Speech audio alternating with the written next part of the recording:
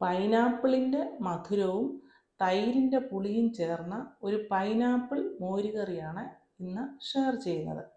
വളരെ രുചിയുള്ളതും പെട്ടെന്ന് തയ്യാറാക്കാവുന്നതുമായ ഈ കറി എങ്ങനെ തയ്യാറാക്കാമെന്ന് നോക്കാം.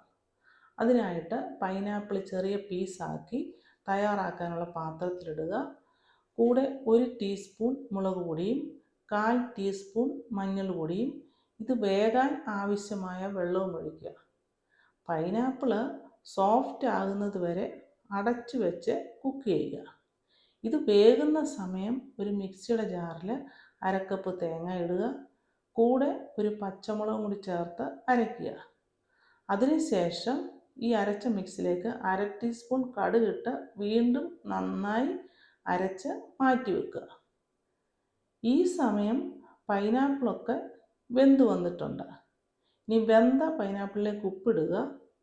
അതുപോലെ അരച്ച കോക്കനട്ട് മിക്സ് കൂടി ഇട്ട് നന്നായി ഇളക്കുക. ലോ ഫ്ലെയിമിൽ കുറച്ച് നേരം കൂടി കുക്ക് ചെയ്യുക. ഇത് അടച്ച് വെച്ച് കുക്ക് ചെയ്യണം.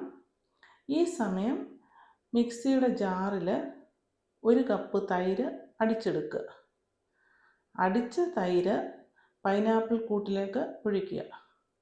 എന്നിട്ട് ഫ്ലെയിം ഓഫാക്കുക. നല്ലവണ്ണം ഇളക്കുക.